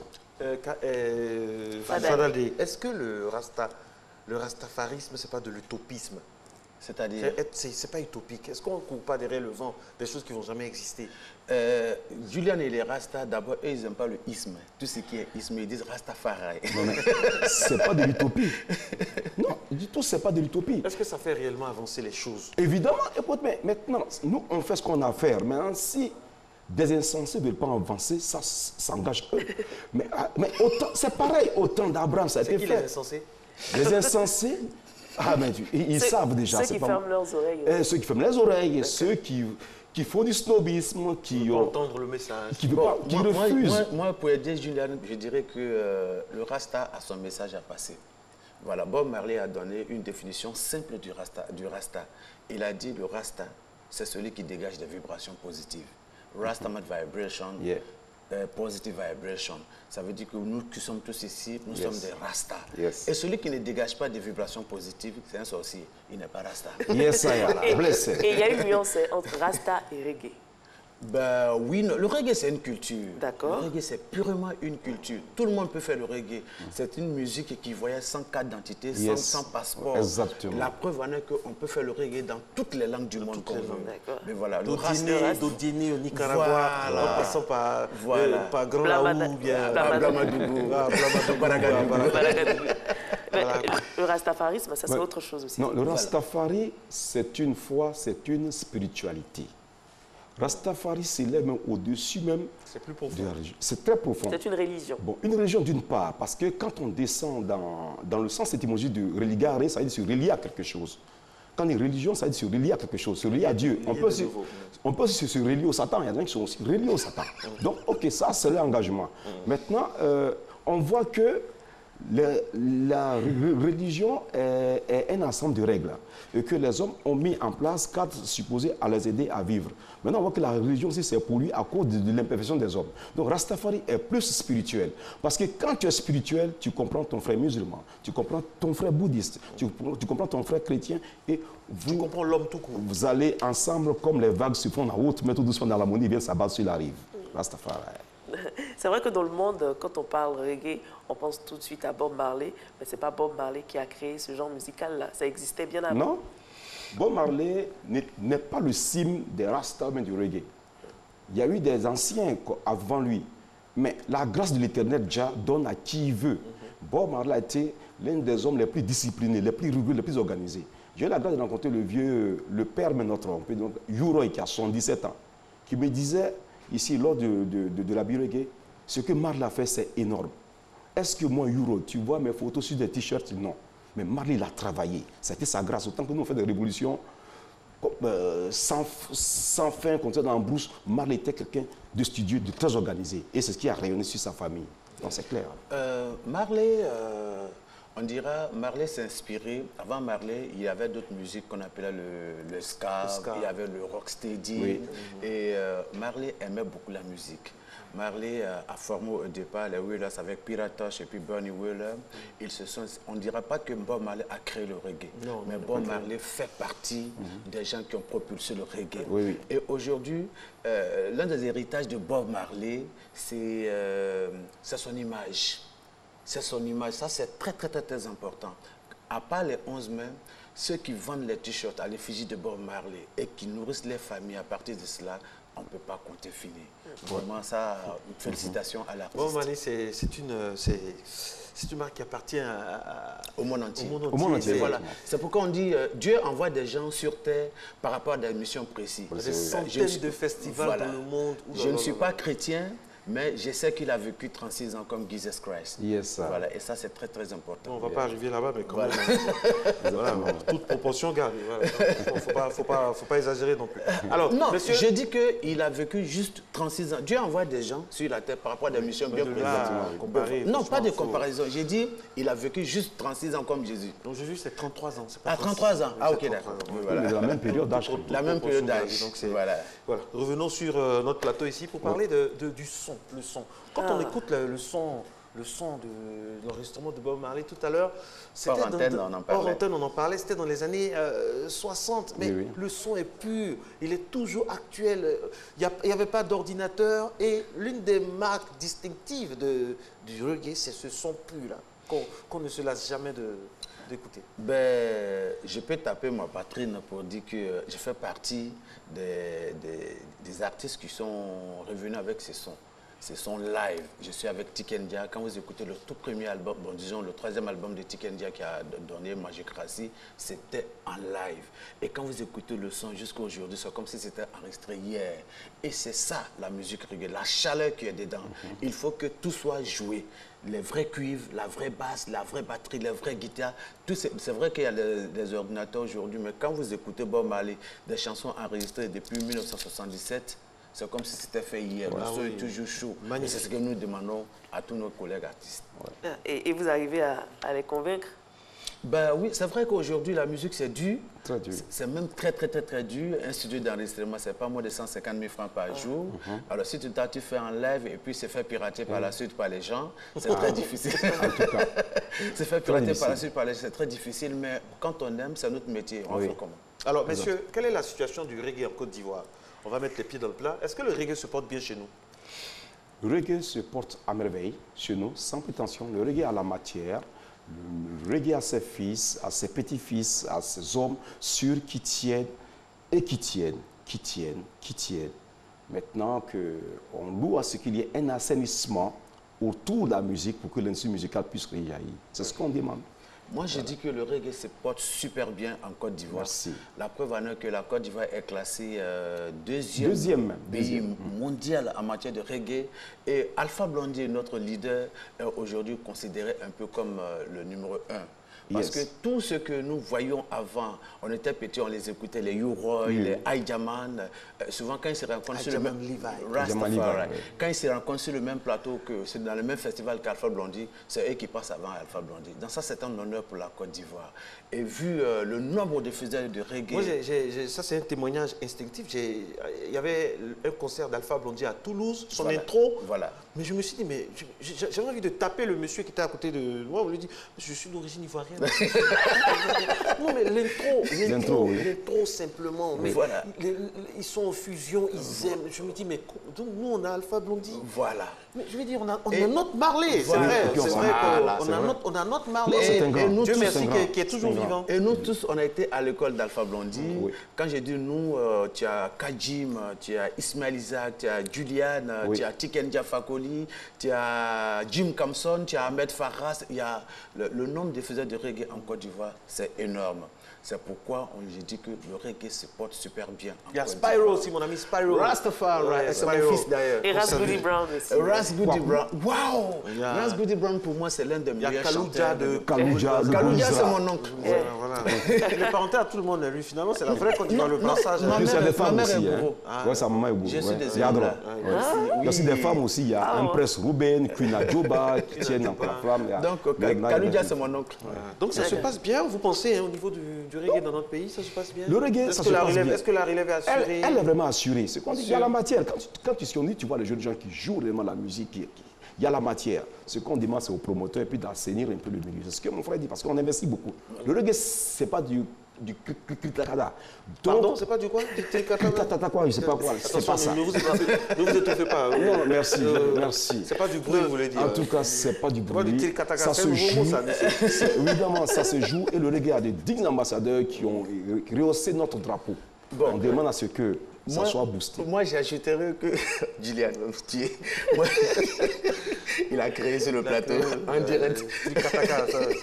Attention, déposé. Moi, j'ajouterais que ce qui manque un peu au reggae ivoirien, c'est des véritables festivals. Voilà.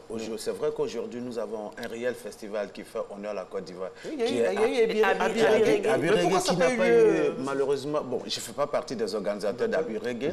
Je pense qu'ils sont mieux placés pour l'expliquer. Mais je pense que ce sera dommage que ce festival meure. Voilà, parce que... Ça n'a pas eu lieu officiellement. Pourquoi? Vous n'êtes pas dans l'organisation, mais vous êtes proche du... Vous êtes proche... Non, je pense bien que... Qu'est-ce qui s'est passé? Je pense bien que, bon, ils ont... Problème de moyens, peut-être? Non, il y a eu...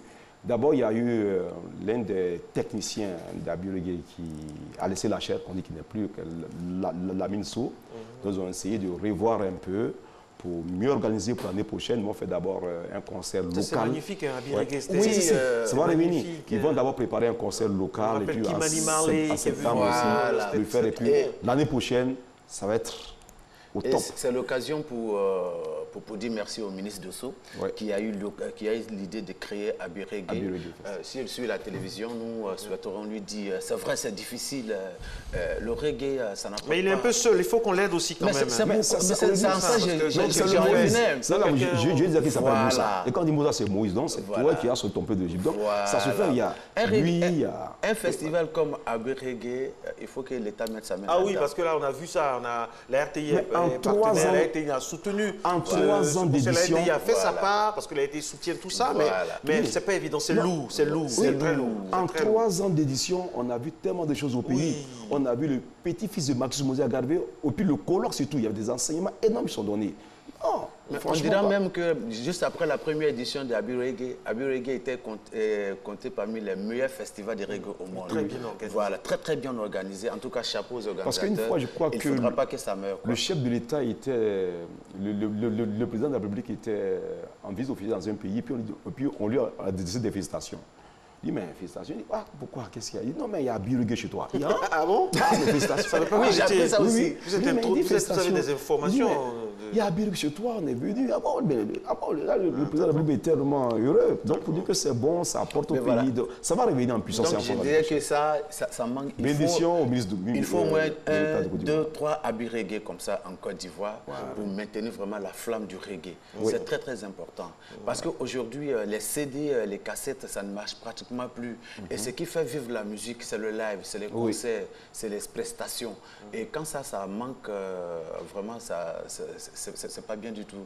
Voilà, vous avez vu pratiquement les temples ont pratiquement tous disparu. Ben, Dieu merci que le champion, et puis Parker Place encore existe. Ben voilà, donc il faut des véritables festivals pour maintenir la flamme de reggae en Côte d'Ivoire. Et puis un message très fort, il ne faut pas que les différents pouvoirs en Afrique aient peur du reggae. Les reggae makers sont les premiers opposants à des systèmes. Il y en a qui aiment le reggae quand ils sont dans l'opposition, maintenant qu'ils sont au pouvoir. Mais voilà, il ne faudra pas qu'ils aient peur, parce que c'est des conseillers. C'est ça le problème. Les faiseurs de reggae, c'est les conseillers des pouvoirs. Quand vous prenez le temps d'écouter les textes, ça peut vous aider à être un très bon leader. Pourquoi tant de violence dans le reggae? Peter Tosh a été assassiné, Lucky Dube a été assassiné. Parfois, il y a la violence aussi. Non, il y a la violence parce que c'est ce que Fadi vient de dire. Parce que certains leaders ont peur. Mais c'est pas de quoi ont-ils peur? Le reggae, c'est la clarté, c'est la pureté. Donc, on te dit, construis bien ton pays avec ça. Si tu es au devant du pays, on te dit, bon, fais ça pour que ton peuple sorte au moins de l'impasse. C'est ce qu'on te dit. Maintenant, si tu as peur de quoi? Tu as peur parce que tu n'es pas sincère avec toi-même, donc tu vas avoir peur. Donc, on te dit réellement ce qui est vrai. Le reggae, c'est un sacerdoce, comme dit mon frère. C'est le message. Moi, j'ajouterais qu'il n'y a pas de violence dans le reggae. Il y a les problèmes de personnes, restent les problèmes de personnes. Lucky Dube a été assassiné par des racistes. Voilà, ils ont même dit, ces assassins, quand on leur a posé des questions, on l'a pris pour un Nigérien. Voilà, donc ils n'ont même pas su que c'était là qu'il a été assassiné par des assassins. Peter Tosh aussi? Donc, Peter Tosh, c'était aussi des problèmes de personnes. C'est différent. Le reggae, c'est peace and love. En Jamaïque, il y avait deux grands leaders politiques dont les partisans s'entre-déchiraient dans les rues de Kingston, Mr. Siaga et Mr. Manley. La seule personne qui a réussi à les mettre sur un même podium, mettre dans la main, s'appelle Bob Marley, à travers un concert qu'on appelle Peace Concert. Voilà, donc le reggae, c'est non-violence, c'est peace d'abord. Maintenant, pour ajouter aussi ce que mon frère dit, c'est vrai, comme on dit Peter Tosh, mais maintenant c'est le système. C'est-à-dire quoi? Les gens qui sont contre le système, clairement de la vie, quand on dit, bon, il faut bien faire pour que ton peuple vive dans la paix et la dignité. C'est toi qui reviens encore attaquer ces fils-là parce que tu dis la vérité. Peter Tosh est mort parce qu'à cause de sa radio. Parce que même, il y avait, bon, il y a ce que je ne veux pas dire sur le plateau, mais le système était coriace. Et ils ont manipulé des gens pour ne pas l'assassiner. Tu vois, parce qu'il était véridique, il était sincère, il était pur. Est-ce que vous vous retrouvez souvent entre vous, reggae, on se retrouve. Moi, je trouve mon frère, on va d'abord son placard. Bientôt même, parce que là, on parlait de festival. Je vais couper. On parlait de festival, là, il y a Abu Reggae. Est-ce que vous en parlez afin de créer un autre festival? Vous-même, les artistes, vous êtes là, Fadaldé. Vous êtes là, attendez une minute, Juliane. Fadaldé, vous êtes un artiste, vous êtes là depuis longtemps, vous avez une bonne base. Quand vous faites les concerts à Outini, c'est oui, comme on dit, même ici. Vous ne pouvez pas vous organiser avec les autres? Il faut que le ministre aussi laisse ses attributions pour venir organiser. Il faut aussi prendre vos responsabilités. Non, je veux que ce soit Fadal. Non, attendez, une minute. Non, le Rasta, c'est la excuse-moi. Fadal n'est pas un promoteur. Oui, Fadal n'est pas un promoteur. Il y a des promoteurs ici. Je sais que Fadal n'est pas un promoteur, mais Fadal... C'est un chanteur. C'est un charisme. Fadal a un charisme, c'est un artiste. Fadal n'est plus un chanteur simplement, c'est une marque. C'est une marque. Fadal peut faire une pub et amener des gens à changer de comportement. Donc, Fadal peut se lever avec son réseau, avec ses moyens et créer quelque chose aussi. Ce n'est pas interdit. Ce n'est pas interdit. Et je suis totalement d'accord avec toi. En même temps, comme le disait Juliane, l'artiste, quand tu sors dans ton carnaval d'artiste, si tu ne fais pas attention, ce n'est pas bon. Bob Marley n'a jamais créé des festivals. Ni Peter Tosh, ni qui que ce soit. Même le grand frère Alpha Blondy a essayé ici avec son Festa. Il s'est cassé la figure. Parce que nous sommes des créateurs. Nous sommes dans notre domaine. Les grands Johnny Hallyday, là, ils sont là, ils n'ont jamais créé des festivals. Il y a les promoteurs, comme l'a dit. Mais en même temps, on peut s'essayer. Ils n'ont jamais créé, mais peut-être qu'ils ont inspiré. On n'est pas là. Voilà, mais en même temps, je suis d'accord avec toi, quand on a les moyens qu'il faut. Parce qu'aujourd'hui, pour créer, pour faire un grand festival, ça demande beaucoup de moyens. Et même le ministre Dosso qui a dit, au départ, qui a dit qu'il est fait pour son propre plaisir. Aujourd'hui, je ne dirais pas qu'il a jeté l'éponge, mais... l'union fait la force. Si vous mettez ensemble. Et puis, ce n'est pas forcément pour créer un festival même. C'est l'habit reggae qu'on a, on peut le consolider à travers l'union, la solidarité. On se dit, bon, ok, cette année c'est un peu dur, monsieur le ministre, voilà ce qu'on vous propose. On veut que ce soit comme ça, nous, nos cachets, on va, voilà, essayer de réajuster les choses, quoi, non? C'est pas possible. Vous êtes une personnalité, vous connaissez du monde, vous avez un carnet d'adresses bien garni. Vous également, vous êtes ambassadeur. Parce que ça fait mal que Habit Reggae n'ait pas eu lieu cette année. Moi, ça me fait mal, ça me choque, ça me chagrine. Et puis ma faute, Juliane, s'il vous plaît. C'est une réorganisation. Juliane, s'il vous plaît, vous avez parlé de promoteurs. Aujourd'hui, Magic System, ils ont un festival. Ce sont des artistes. Ils ont voulu faire un festival. Vous également, vous pouvez le faire sans forcément être promoteur. Oui, on le sait qu'on peut le faire sans forcément être promoteur, mais nous, on regarde les choses. Le reggae, c'est une musique lourde. Ce n'est pas une musique de complaisance. Et ceux qui ont la grâce de faire le festival ont beaucoup d'alliés. Et nous, quand on vient, il y a trop de jaloux, il y a des gens qui ne nous aiment pas. Donc le reggae, jamais il te coule. Quand tu fais tes trucs, j'arrive. J'arrive d'abord. Non, il n'y a pas une musique lourde, il n'y a pas une musique légère. Si. J'arrive. Concrètement. Ce n'est pas une affaire de problème de personne. Non, le reggae, quand tu le fais, moi, le père Alpha Blondy, quand il fait son festival, il y avait des productions qui venaient sur le festival. Mais ça coulait le festival. Chaque fois, ici, en Guadeloupe, quand tu fais des choses, il faut que tu sois un politicien pour que tu puisses avancer. La politique a tout pris. Donc, c'est pour ça qu'on dit unissez-vous en vous. Il n'y a pas de politicien entre vous, normalement. Donc, unissez-vous. Si vous êtes unis, si vous êtes solidaires. On est unis. Nous sommes unis. Rien ne pourra vous arrêter. Si Fadaldé, Alpha Blondy, Serge Kassi, parce que je ne sais pas pourquoi, depuis la politique fait qu'il y a des noms que vous ne citez pas ici, ça me fait mal. Serge Kassi, personne ici. Il fait partie aussi de Tikenja. Il faut citer son nom. Ce n'est pas parce que les gens sont hors du pays. On va les oublier. Donc, le Rasta aussi, c'est le partage, c'est aller au-dessus des clivages politiques. On va au-delà de ça. Soyez unis, quoi. Soyez unis. Maslin, peut-être qu'on ne s'est pas compris dès le départ. Sinon, moi, depuis là, j'ai même décrit le premier album de Tikenja. J'ai parlé de Tikenja. Mais honnêtement, Serge Kassi, moi, je n'ai pas de problème, mais on l'a un peu oublié quand même. Voilà.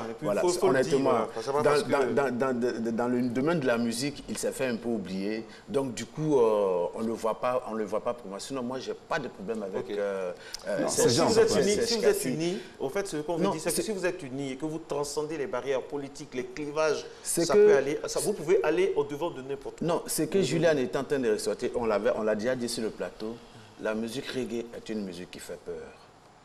On n'a qu'à le reconnaître. Ce n'est pas du zouglou, ce n'est pas du coupé décalé.